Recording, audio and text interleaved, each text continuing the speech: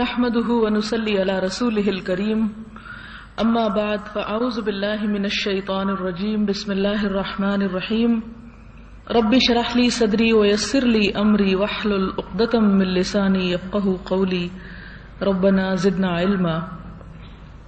باب في التفكر في عظيم مخلوقات الله تعالى وفناء الدنيا واهوال الآخرة وسائر امورهما وتقصير النفس وتهذيبها وحملها على الاستقامة.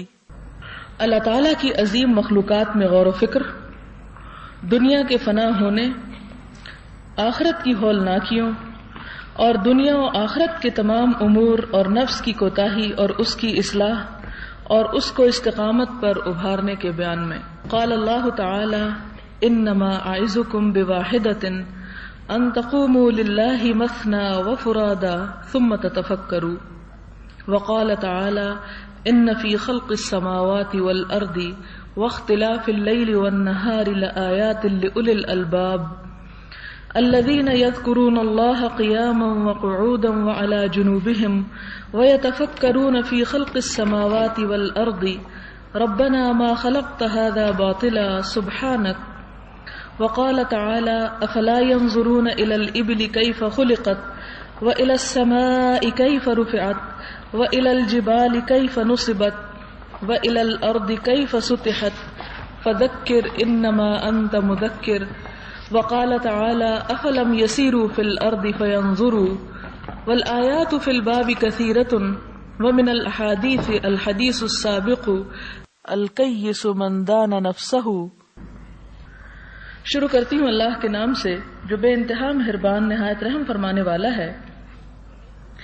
اللہ تعالیٰ نے قرآن پاک میں فرمایا تم کہہ دو کہ میں تو ایک ہی نصیحت کرتا ہوں تم کو، اٹھ کھڑے ہو اللہ کے نام پر، دو دو اور ایک ایک، پھر غور و فکر کرو. اور فرمایا بے شک آسمان اور زمین کی تخلیق میں، رات اور دن کے اختلاف میں نشانیاں ہیں عقل والوں کے لیے جو اللہ کو یاد کرتے ہیں کھڑے اور بیٹھے اور کروٹ پر اور لیٹے، اور فکر کرتے ہیں آسمان اور زمین کی پیدائش میں، کہتے ہیں اے ہمارے رب تو نے یہ سب کچھ بیکار نہیں بنایا، تو پاک ہے سب عیبوں سے. اور فرمایا بھلا کیا یہ لوگ دیکھتے نہیں ہیں اونٹوں پر کہ کیسے بنائے گئے، اور آسمان پر کہ اس کو کیسا بلند کیا گیا، اور پہاڑوں پر کہ کیسے کھڑے کر دیے ہیں، اور زمین پر کہ کس طرح صاف بچھائی ہے. سو تم سمجھاتے جاؤ کہ تمہارا کام تو سمجھانا ہے. اور اللہ تعالیٰ نے فرمایا افلم یسیروا فی الارض، کیا بھلا وہ زمین میں گھومے پھرے نہیں، فینظروا، پھر وہ زمین کی نشانیاں دیکھتے. اور اسی طرح کی اس باب میں بہت سی آیات ہیں. ہم دیکھتے ہیں کہ جتنی بھی یہ آیات گزری ہیں ان میں سے تو کچھ ایسی ہیں جو آپ قرآن پاک کے لیسن میں لے چکے ہیں اور اس کا مفہوم بھی سمجھتے ہیں، جس میں سے آپ دیکھتے ہیں کہ ایک آیت سورۃ آل عمران کی آیت ہے کہ اللہ کے عقل مند بندے وہ ہیں جو اللہ کو کھڑے بیٹھے اور اپنے پہلوؤں پر یاد کرتے ہیں اور زمین اور آسمان کی پیدائش میں غور و فکر کرتے ہیں. یہاں پر ہم دیکھتے ہیں کہ دین کا ایک مکمل اور جامع تصور دیا گیا ہے جس میں اللہ کا ذکر بھی ہے اور اللہ تعالیٰ کی مخلوق پر غور و فکر بھی ہے. حقیقت یہ ہے کہ اسلام ایک مکمل دین ہے اور اس کا مکمل ہونا اور اس کا فطرت کے تقاضوں کے مطابق ہونا دراصل یہی ہے کہ کائنات کی نشانیوں میں اور اللہ تعالیٰ کی آیات میں مکمل ہم آہنگی پائی جاتی ہے. ان دونوں کے اندر کسی قسم کی کنٹراڈکشن نہیں. اللہ تعالیٰ نے یہ دنیا انسان کی ضرورت کے لیے بنائی اور یہ قرآن اور یہ ہدایت بھی انسان کی ضروریات کو پورا کرنے کے لیے ہی بھیجا. لہٰذا یہ نہیں ہو سکتا کہ قرآن کی تعلیمات یا اسلام کی تعلیمات کچھ اور کہتی ہوں اور اس کے مقابلے میں دنیا کے تقاضے کچھ اور ہوں. ان دونوں کے اندر مکمل ہم آہنگی ہے، لیکن کمی صرف اس بات کی ہے کہ ہم غور و فکر نہیں کرتے، نہ اپنی دنیا کے امور میں ہم محنت کرتے ہیں اور نہ اس میں کوشش کرتے ہیں اور نہ اللہ تعالیٰ کے احکامات کو سمجھنے اور جاننے کی کوشش کرتے ہیں. یہ بظاہر جو کنٹراڈکشن نظر بھی آتی ہے یا اختلاف نظر بھی آتا ہے تو یہ ہماری اپنی کوتاہ نظری کا نتیجہ ہے. اس لیے کہ یہ کس طرح ہو سکتا ہے کہ جس رب نے یہ ساری کائنات بنائی اسی رب نے یہ دین بنایا، پھر یہ کیسے ممکن ہے کہ دین جو ہے وہ دنیا کے خلاف جاتا ہو، یا دین اور دنیا جو ہے وہ ہم آہنگ نہ ہو اور ان میں ہارمنی نہ پائی جاتی ہو. اگر ایسا کچھ محسوس ہوتا بھی ہے ہمیں تو وہ ہماری کم فہمی کا نتیجہ ہے. تو ہمیں ان چیزوں پر اسی لیے غور و فکر کرنے کی دعوت دی جا رہی ہے کہ دیکھو اور سوچو اور ہوش اور عقل سے زندہ رہو. حتیٰ کہ وہ لوگ بھی پسند نہیں ہیں کہ جو اندھے اور بہرے بن کر ان آیتوں پر گر پڑتے ہیں، بلکہ اللہ تعالیٰ کو وہ لوگ مقصود ہیں کہ جو اس کی آیات کو صحیح معنی میں دل اور دماغ کی آنکھوں کے ساتھ سمجھنے اور غور و فکر کرنے کی کوشش کریں. پھر اسی طرح اللہ تعالیٰ نے ایک اور جگہ پر سورۃ سبا میں نصیحت کی کہ انما اعظکم بواحدۃ، کہ لوگوں میں تمہیں ایک بات کی نصیحت کرتا ہوں، ان تقوموا للہ مثنی و فرادا، کہ تم لوگ دو دو اور ایک ایک کھڑے ہو جاؤ. دو دو اور ایک ایک سے مراد یہ ہے کہ اکیلے اکیلے بھی اور مل جل کر بھی. کیا کرو؟ ثم تتفکروا، پھر غور و فکر کرو. مراد یہ کہ یہ تدبر کائنات میں یا اللہ تعالیٰ کے کلام میں دو طرح سے ممکن ہے، الگ الگ بھی، انڈیویجولی بھی اور کلیکٹیولی بھی. یعنی جس طرح بھی کسی کو سوٹ کرتا ہو اور جس طرح بھی کوئی کر سکتا ہو اور اس اصل مقصود تک پہنچ سکتا ہو، اسے کرنے کی آزادی ہے. لیکن اصل بات یہ ہے کہ وہ مقصد پورا ہونا چاہیے جس کے لیے اللہ تعالیٰ نے یہاں پر ہمیں توجہ دلائی ہے.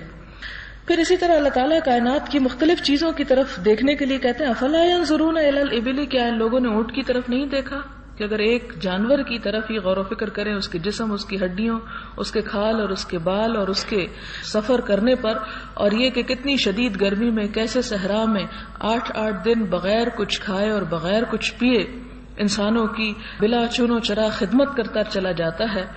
یہ سب کچھ انسان ہی کے لیے پیدا کیا گیا. تو یہ اللہ تعالیٰ کی نشانیوں میں سے ایک نشانی ہے. آپ بیچ میں یہاں نہ آیا کریں اور نہ بات کیا کریں، یہ علم کی مجلس کے احترام کے خلاف ہے. تو یہ سب کچھ اللہ تعالیٰ نے ہمیں اس لیے ان چیزوں پر غور فکر کرنے کے لیے کہا کہ ہم اللہ تعالیٰ کے قریب ہو سکیں، کیونکہ انسان اللہ تعالیٰ سے دور اس وقت ہوتا ہے جب وہ غفلت کی زندگی گزارتا ہے، اور غفلت انسان کو اس وقت ہوتی ہے کہ جب انسان کسی مقصد کے لیے نہیں جیتا، اس کو کسی چیز کی فکر نہیں ہوتی، اسے اپنی ابتدا اور اپنی انتہا کے بارے میں کوئی سوچ نہیں ہوتی. تو یہ سب چیزیں انسان کو دراصل زندگی کے اصل منزل اور مقصد تک پہنچانے کے لیے اللہ تعالیٰ غور و فکر کرنے کے لیے کہتے ہیں. جس طرح مثال کے طور پر پہاڑوں کی طرف نظر ڈالنے کے لیے کہا گیا، زمین کی طرف نظر ڈالنے کے لیے کہا گیا کہ یہ ساری چیزیں دراصل کیا ہیں کہ تم ان کو دیکھو کہ کس نے بنائی. خود بخود نہیں بن گئی، ان کے بنانے والا کوئی ہے، اور جس نے ان کو بنایا اسی نے تمہیں بنایا. اور اگر بننے کے بعد یہ سب کچھ فنا ہوگا تو اسی طرح تمہاری زندگی کا بھی ایک دن خاتمہ ہوگا اور تم سے حساب کتاب لیا جائے گا کہ اللہ تعالیٰ کی ان نعمتوں کو استعمال کرنے کے بعد تم نے اس رب کا شکر کتنا ادا کیا. پھر اس کے بعد ہم دیکھتے ہیں کہ اللہ تعالیٰ اس بات کی طرف بھی توجہ دلاتے ہیں کہ زمین میں چل پھر کے دیکھو. یعنی اگر تم اپنے شہر کی، اپنے علاقے کی اور اپنے ارد گرد کی نشانیوں سے استفادہ کر چکے ہو تو اس کے بعد ان چیزوں کی طرف توجہ کرو جہاں تک تم ابھی تک پہنچے نہیں ہو. اور یہ سب کچھ کرنا اور کسی مقصد کے لیے دنیا میں گھومنا پھرنا جو ہے وہ بھی کوئی غیر اسلامی فعل نہیں ہے، بلکہ اسلام اس کی طرف خود توجہ دلا رہا ہے.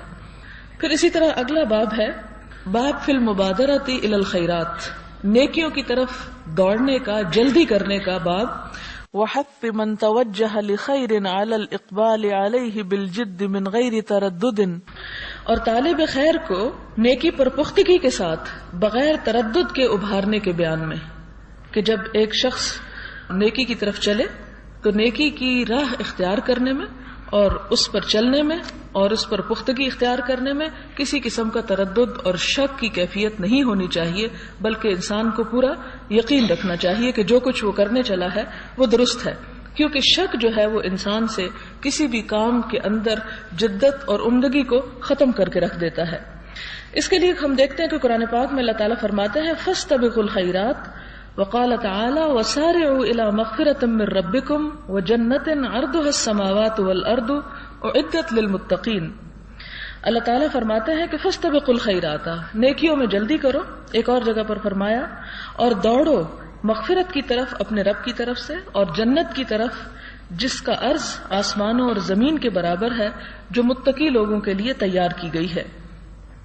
یہاں پر آپ دیکھیں کہ دو چیزوں کا ذکر کیا گیا ہے، ایک بخشش اور ایک جنت کا. عام طور پر ہم دیکھتے ہیں کہ ہمارے ہاں جو صوفیاء کرام کی تعلیم ہے اس میں بار بار اس بات پر بڑا غور کروایا جاتا ہے اور بار بار یہ بات ذہن میں ڈالی جاتی ہے کہ انسان جو نیکی کرے وہ صرف اللہ تعالیٰ کی رضامندی کے لیے کرے اور اس میں جنت کی طلب نہیں ہونی چاہیے. لیکن آپ دیکھیں کہ دین اسلام جو ہے وہ دین فطرت ہے. دین فطرت کیا ہے کہ انسان کی فطرت میں اچھائی کی طلب ہے کہ اس کو ایک اچھی چیز ملے اور انسان کی فطرت میں برائی سے دور ہونا ہے. اللہ تعالیٰ انسان کی اس فطرت کو ہم سے زیادہ سمجھتا ہے، لہٰذا اس نے جنت کا تصور بھی دیا ہے اور اس نے جہنم کا تصور بھی دیا ہے. اور اس نے کہیں بھی قرآن پاک میں یہ نہیں کہا کہ لوگوں صرف میری رضا کے لیے کام کرو اور جنت اور جہنم کا کانسیپٹ ہی دل سے نکال دو، بلکہ بے شمار آیات، ایک نہیں دو نہیں 20 آیات آپ کو ایسی ملیں گی جس میں اللہ تعالیٰ نہ صرف یہ کہ جنت کے مناظر کی نقشہ کشی کرتے ہیں، نہ صرف یہ کہ جہنم کی ہولناکیوں سے ڈراتے ہیں، بلکہ اس کے ساتھ ساتھ یہاں پر آپ دیکھیں کہ اللہ تعالیٰ فرماتے ہیں سارعوا دوڑو الی مغفرۃ من ربکم و جنت، مغفرت کی طرف اپنے رب کی اور جنت کی طرف، یعنی جنت کی طرف دوڑ لگانا یا جنت کے حصول کی آرزو کرنا وہ اللہ تعالیٰ کے نزدیک کوئی ناپسندیدہ بات نہیں.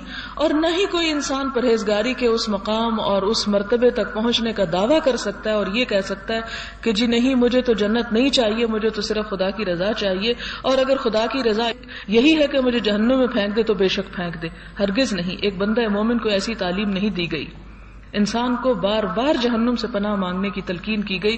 حضور صلی اللہ علیہ وسلم اپنی نمازوں کے اندر بھی اور اپنی نمازوں کے باہر بھی بکثرت ایسی دعا مانگتے تھے کہ ربنا آتنا فی الدنیا حسنہ وفی الآخرۃ حسنہ وقنا عذاب النار، کہ ہمیں آگ کے عذاب سے بچا.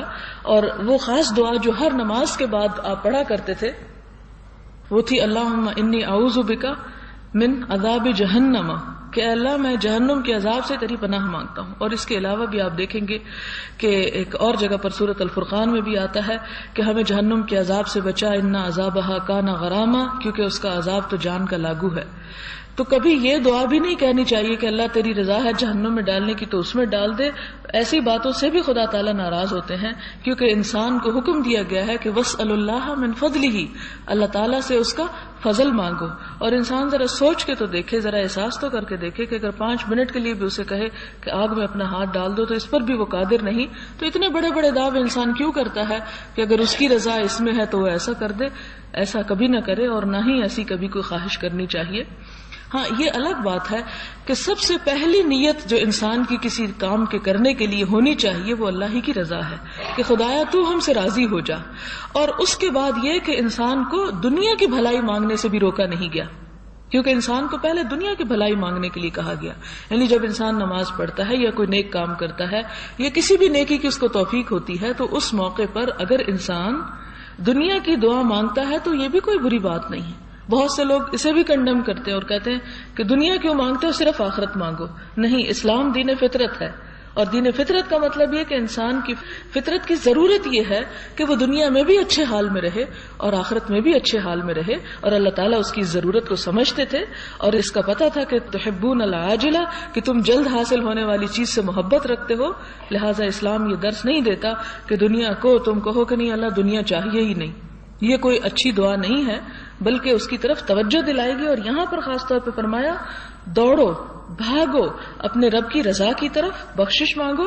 یعنی انسان کی اصل نیت تو رضا ہونی چاہیے رب کی، لیکن اس کے ساتھ ساتھ دنیا یا آخرت کی خیر مانگنا، بھلائی طلب کرنا، اس میں کوئی برائی یا ندامت کی بات نہیں. پھر جنت کا یہاں مزید تصور بھی، یعنی یہ نہیں بتایا کہ اس کی مغفرت کتنی بڑی چیز ہے، بلکہ یہ ضرور بتایا کہ جنت اتنی بڑی چیز ہے کہ ارضها السماوات والارض، کہ جس کی صرف چوڑائی جو ہے وہ آسمانوں اور زمین کے برابر ہے. لیکن تیار کس کے لیے کی گئی ہے؟ اعدت للمتقین، تقوی والوں کے لیے تیار کی گئی ہے. اب اس کے بارے میں کچھ احادیث ہیں. پہلی حدیث ہے ان ابی ہریرہ رضی اللہ عنہ ان رسول اللہ صلی اللہ علیہ وسلم قال بادروا بالاعمال الصالحة فستكون فتن كقطع الليل المظلم يصبح الرجل مؤمنا ويمسي كافرا ويمسي مؤمنا ويصبح كافرا يبيع دينه بعرض من الدنيا. رواه مسلم. حضور صلی اللہ علیہ وسلم نے فرمایا نیک کاموں کی طرف دوڑو، نیک کاموں میں جلدی کرو. یعنی انتظار نہ کرو کہ اچھا صبح کر لوں گا اور صبح ہو تو کچھ شام کر لوں گا. کیوں؟ اس لیے کہ فتنے تاریک رات کے مختلف ٹکڑوں کی مانند پے در پے عنقریب رونما ہوں گے. آدمی صبح کو مومن ہوگا اور شام کو کافر، اور شام کو مومن ہوگا اور صبح کو کافر. اپنے دین کو دنیا کے معمولی سامان کے عوض فروخت کر ڈالے گا. لہذا جس طرح ہم قرآن پاک میں پڑھتے ہیں کہ اللہ تعالیٰ ہر روز ایک نئی شان میں ہے، کل یوم ہوا فی شأن، سورۃ الرحمن میں آتا ہے، اسی طرح اس کی کائنات بھی تغیر پذیر ہے. آپ دیکھتے ہیں کہ کبھی رات ہے، کبھی دن ہے، کبھی گرمی ہے، کبھی سردی ہے، کبھی سورج ہے، کبھی بارش ہے، کبھی روشنی ہے، کبھی اندھیرا ہے. بیان ہی انسان کے مزاج میں اور انسان کے جسم میں بھی تبدیلیاں آتی ہیں. کبھی بچپن ہے، کبھی جوانی ہے، کبھی بڑھاپا ہے. اسی طرح انسان کے مزاج میں کبھی خیر ہے، کبھی شر ہے. الہمہا فجورہا و تقواہا. کوئی انسان نہ 100% تقوی سے بنا ہے اور نہ 100% فجور سے بنا ہے، بلکہ ان دونوں کا مجموعہ ہے. کبھی ایک غالب آنے لگتا ہے، کبھی دوسرا غالب آنے لگتا ہے. لہذا انسان کے اندر جس وقت کوئی نیکی کرنے کی تمنا پیدا ہو تو کوشش کرے کہ بس اسے کر ڈالے، اور خاص طور پر جبکہ اس کے بس میں بھی ہو، جبکہ وہ اس پر قادر بھی ہو تو کرنے کی کوشش کرے. اس لیے کہ ہو سکتا ہے کہ ابھی توفیق ہے اور صبح تک توفیق ہی نہ رہے، ابھی موقع ہے اور صبح تک موقع ہی نہ رہے. اور پھر خاص طور پر جس چیز کا یہاں ذکر کیا گیا کہ فتنے پے در پے انسان کی زندگی میں آتے چلے جائیں گے. اور فتنہ کیا ہے کہ چھوٹی سی چیز بھی انسان کے لیے بڑی آزمائش بن جاتی ہے. بعض اوقات چھوٹا سا نقصان انسان کے لیے بڑی آزمائش بن جاتی ہے. بعض اوقات انسان کی صحت کی خرابی انسان کے لیے آزمائش ہو جاتی ہے. بعض اوقات کسی عزیز کا جدا ہو جانا انسان کے لیے مصیبت کا باعث ہو جاتا ہے. لہذا انسان جس وقت اس کی صحت ہے، جیسے کہ آگے بھی آپ مزید اس کی تفصیل پڑھیں گے کہ 7 چیزوں کو 7 چیزوں سے پہلے غنیمت جانو. ایک اور جگہ پر آتا ہے کہ 5 چیزوں کو 5 چیزوں سے پہلے غنیمت جانو. موت سے پہلے زندگی کو غنیمت سمجھو، اس لیے کہ کوئی پتہ نہیں کہ اگر آج ہیں اور کل ہوں گے یا نہیں ہوں گے. اسی طرح صحت کو بیماری سے پہلے غنیمت جانو، جوانی کو بڑھاپے سے پہلے غنیمت جانو. تو اسی طرح مال کو فقیری سے پہلے غنیمت جانو کہ جب انسان کے پاس کچھ ہے تو اس سے فائدہ اٹھا کر کچھ کر جائے، اور جب نہیں ہوگا تو پھر انسان صرف حسرت ہی کر سکتا ہے کہ کاش میں اس وقت کچھ کر لیتا. اور یہ حسرت دنیا میں بھی انسان پر بعض اوقات آتی ہے، لیکن آخرت میں تو ہر شخص حسرت کر رہا ہوگا، ہر شخص حسرت میں مبتلا ہوگا. اور کیا حسرت ہوگی کہ اے کاش وہ فلاں جو میرا لمحہ تھا میں اسے ضائع نہ کرتا، کیونکہ وہ لمحہ اسے بڑے خسارے کی شکل میں وہاں پر نظر آئے گا. اور یہاں پر آپ دیکھیں کہ دل کی کیفیت قلب، جیسے کہ پہلے بھی آپ کو بارہا بتا چکی ہوں کہ قلب کا تو لفظ ہی الٹ پلٹ ہونے سے ہے. اگر آج اچھا ہے تو کل برا ہو سکتا ہے، آج برا ہے تو کل اچھا بھی ہو سکتا ہے، الٹتا پلٹتا رہتا ہے. لہٰذا کبھی بھی انسان اس پہ بھروسہ نہ کر بیٹھے کہ میرا دل تو بہت اچھا ہے اور ہمیشہ اچھا ہی رہے گا. نہیں، جب اچھا ہے تو اس سے مزید اچھائی اور مزید فائدہ حاصل کرنے کی انسان کوشش کرے. پھر اسی طرح ایک اور حدیث ہے جس سے ہمیں پتہ چلتا ہے کہ حضور صلی اللہ علیہ وسلم نیکی کے کام میں کتنی تیزی کیا کرتے تھے. حدیث کچھ یوں ہے، حضرت ابی سروا سے عقبہ بن الحارث رضی اللہ تعالی عنہ قال صلیت وراء النبی صلی اللہ علیہ وسلم، کہ میں نے نبی صلی اللہ علیہ وسلم کے پیچھے نماز پڑھی، بالمدینۃ العصر، مدینہ میں عصر کی نماز. فسلم، تو آپ صلی اللہ علیہ وسلم نے سلام پھیرا. ثم قام مسرعا، پھر تیزی سے کھڑے ہوئے. فتخطى رقاب الناس، اور لوگوں کی گردنیں پھلانگتے ہوئے چلے گئے الی بعض حجر نسائہ، اپنی کسی ایک بیوی کے گھر. ففزع الناس من سرعته، تو لوگ آپ صلی اللہ علیہ وسلم کی اس تیزی کو دیکھ کر گھبرا اٹھے کہ معلوم نہیں آپ اتنی جلدی میں کیوں ہیں. فخرج علیہم، تو واپس ان کی طرف لوٹے. فرأى انہم قد عجبوا من سرعته، تو آپ صلی اللہ علیہ وسلم نے دیکھا کہ لوگ آپ کی جلد بازی سے بڑے حیران ہوئے ہیں. قال ذکرت شیئا من تبر عندنا، کہ مجھے ایک بات یاد آئی تھی کہ میرے گھر میں سونے کی ایک ڈلی رکھی ہوئی ہے. فَكَرِهْتُ أَنْ يَحْبَسَنِي فَأَمَرْتُ بِقِسْمَتِهِ، تو میں نے یہ بات ناپسند کی کہ میں اس کو پکڑے رکھوں یا اسے روکے رکھوں، اور اس کے بعد میں نے حکم دیا کہ اسے فوراً تقسیم کر دیا جائے. مراد یہ ہے کہ اگر انسان کے پاس صدقہ و خیرات کرنے کے لیے کچھ مال ہے، فرض ہے یا نفل ہے یا کسی بھی قسم کا ہے، تو اس کی کوشش یہ ہونی چاہیے کہ فوراً ہی اس کو اپنا فرض اپنے سر سے اتار دے. جس طرح کہ ہم دیکھتے ہیں کہ نبی صلی اللہ علیہ وسلم کے پاس کہیں مال آیا ہوگا صدقہ خیرات کرنے کے لیے، اور ظاہر ہے کہ اس تقسیم میں بھی بڑا وقت لگ جاتا ہے، تقسیم کرتے کرتے کچھ حصہ جو ہے اس کا بچ گیا، اور وہ نماز کے بعد فوراً آپ کو یاد آیا. آپ نے اتنی تاخیر بھی نہیں کی کہ بیٹھ کر دعا ہی مانگ لیں، اتنی بھی تاخیر نہیں کی کہ اچھا جو لوگ بیٹھے ہیں میں ذرا ان سے کچھ بات چیت کر لوں اور پھر اس کے بعد گھر جا کے تقسیم کر لوں گا. اس حدیث سے ہمیں یہ پتہ چلتا ہے کہ آپ صلی اللہ علیہ وسلم جب نیکی کے کسی کام کا ارادہ کرتے تھے تو اس میں کتنی جلدی کرتے تھے اور اس فرض کی ادائیگی میں کتنی تیزی کیا کرتے تھے. ہمارا حال کیا ہے؟ آذان ہو جاتی ہے تو ہم انتظار میں بیٹھے رہتے ہیں کہ اچھا ابھی تو 15 منٹ ہی گزرے ہیں، ابھی تو آدھا گھنٹہ ہی گزرا ہے، اور ابھی 1 گھنٹہ باقی ہے، اور ابھی آدھا گھنٹہ باقی ہے، اور ابھی 10 منٹ باقی ہیں. اور یوں اچھی بھلی نماز جس کا اجر ہزاروں لاکھوں میں ہو سکتا تھا اسے کوڑیوں کے بھاؤ ختم کر دیتے ہیں. پھر اسی طرح اور بھی جتنے بھی نیکی کے کام ہیں ان میں بھی ہمیں وقت کی قدر و قیمت کا کوئی اندازہ نہیں ہوتا.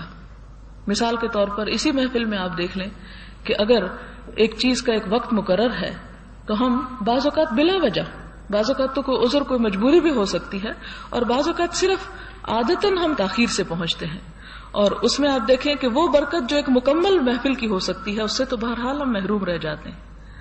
تو جب ایک کام ہمیں کرنا ہی ہے، جب ایک فرض ہمیں ادا ہی کرنا ہے، تو اس کے لیے ہماری کوشش یہ ہونی چاہیے کہ جتنا جلد سے جلد ہو جائے وہ کر لیا جائے، کیونکہ انسان کو نہیں معلوم کہ اس کی زندگی میں نیکی کے یہی لمحے یا یہی مرحلے ہوں. پھر اسی طرح ہم دیکھتے ہیں حضرت جابر سے روایت ہے، قال رجل للنبي صلی اللہ علیہ وسلم یوم احد ارأیت ان قتلت فأین انا؟ قال فی الجنہ فألقى ثمرات كن في يده ثم قاتل حتى قتل. متفق علیہ. حضرت جابر سے روایت ہے کہ ایک شخص نبی صلی اللہ علیہ وسلم کے پاس یوم احد کو آیا، یعنی جنگ ہو رہی تھی تو آپ کے پاس آیا اور کہنے لگا کہ آپ بتائیے کہ اگر میں اس جنگ میں قتل کر دیا جاؤں تو میں کہاں جاؤں گا؟ آپ نے فرمایا جنت میں. تو اس کے ہاتھ میں کچھ کھجوریں تھی جنہیں پکڑ کے وہ کھا رہا تھا. فَأَلْقَى تَمَرَاتٍ كُنَّ فِي يَدِهِ، اپنے ہاتھ کی کھجوروں کو ایک طرف پھینکا. ثُمَّ قَاتَلَ حَتَّى قُتِلَ، تو لڑتے لڑتے شہید ہو گیا. یعنی اس نے اتنا بھی توقف نہ کیا کہ میں پہلے اپنا پیٹ تو بھر لوں، پتہ نہیں زندگی میں پھر کبھی کھانا نصیب ہوگا یا نہیں ہوگا. جب اسے یہ یقین ہوا کہ نہیں، یہاں پہنچنے اور کا مطلب یہ ہے کہ جنت، تو جنت کے پھل اور جنت کی کھجوریں اس کا انتظار کر رہی ہوں گی، تو اسے دنیا کی کھجوریں کھانے میں کیا لطف ہو سکتا ہے. وہ شخص جسے یہ یقین ہو کہ آخرت میں ایک بہترین منزل میری منتظر ہے، تو ایسی صورت میں اس کا شوق اور کام میں اس کی تیز رفتاری اور اس کی جلدی جو ہے اس کا مقابلہ تو کوئی اور کر ہی نہیں سکتا. پھر اسی طرح حضرت ابو ہریرہ سے روایت ہے، قال جاء رجل الى النبي صلی اللہ علیہ وسلم فقال یا رسول اللہ ای الصدقۃ اعظم اجرا. ایک شخص حضور صلی اللہ علیہ وسلم کے پاس آتا ہے، یہ حضرت ابو ہریرہ سے روایت ہے، اور پوچھتا ہے کہ اللہ کے رسول صلی اللہ علیہ وسلم سب سے بہترین صدقہ کون سا ہے جس کا اجر سب سے زیادہ ہو؟ قال ان تصدق وانت صحیح شحیح تخشى الفقر. آپ نے فرمایا کہ تم اس حال میں صدقہ کرو کہ تم صحت مند ہو اور شحیح فقر و فاقے سے خوف زدہ ہو کہ میں دوں گا تو پھر میرے پاس پیسے کم رہ جائیں گے. تخشى الفقر، فقر کا اندیشہ رکھتے ہو، وتأمل الغنى، اور امیر ہونے کی بھی تمہیں امید ہو. یعنی انسان کا حال بین بین ہوتا ہو کہ اسے اس بات کی بھی امید ہو کہ اچھے حالات بھی ہو سکتے ہیں اور اس بات کا ڈر بھی ہو کہ کہیں میرے ہاتھ سے چلا جائے تو میں کہیں فاقوں کو نوبت نہ پہنچ جائے. ولا تمہل، اور تم انتظار مت کرو. حتی اذا بلغت الحلقوم، یہاں تک کہ جب جان حلق کو پہنچ جائے. قلت لفلان کذا ولفلان کذا، تو تم کہنے لگو فلاں کو یہ دے دینا، فلاں کو یہ دے دینا. وقد کان لفلان، حالانکہ وہ تو فلاں کا ہو ہی چکا، یہ کہ وہ تو ورثہ تقسیم ہو جائے گا. اب اگر تم نہ بھی کہو تو بہرحال جو کسی کا ہے وہ تو اس کو مل جائے گا. تو یہاں بھی ہمیں اس حدیث سے بھی یہی پتہ چلتا ہے کہ بہترین صدقہ وہ ہے جو انسان اپنے ہاتھ سے اپنی صحت کے زمانے میں اور ایسے حالات میں بھی خرچ کرے کہ جب انسان کے پاس کچھ بہت زیادہ کھلا نہ بھی ہو.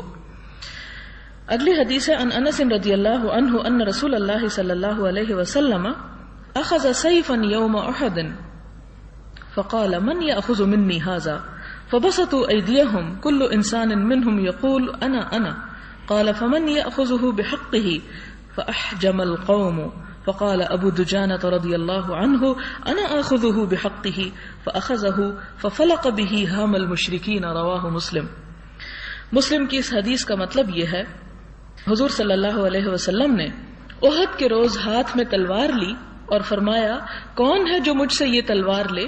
تو لوگوں نے اپنے اپنے ہاتھ پھیلا دیے. ہر ایک نے کہا کہ میں لیتا ہوں. اور تلوار آپ کیوں دے رہے تھے؟ تاکہ آپ صلی اللہ علیہ وسلم سے لے کر جہاد کیا جا سکے. تو لوگوں نے اپنے اپنے ہاتھ پھیلا دیے. ان میں سے ہر شخص یہ کہہ رہا تھا میں. آپ نے فرمایا اس تلوار کو اس کے حق کے ساتھ کون لے گا؟ مراد یہ کہ آپ لے تو لوگے لیکن اسے استعمال کون کرے گا اور اس کے ساتھ اس کا حق کون دے گا؟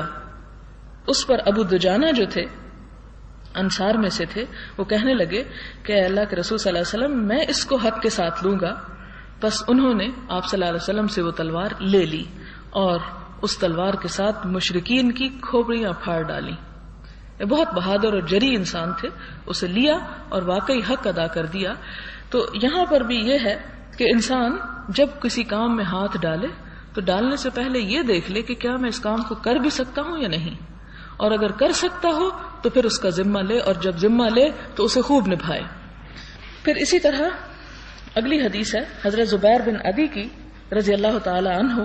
فرماتے ہیں کہ ہم انس بن مالک رضی اللہ تعالی عنہ کے پاس آئے تو ہم نے ان سے ان تکالیف کی شکایت کی جو حجاج کی طرف سے ہمیں پہنچ رہی تھی.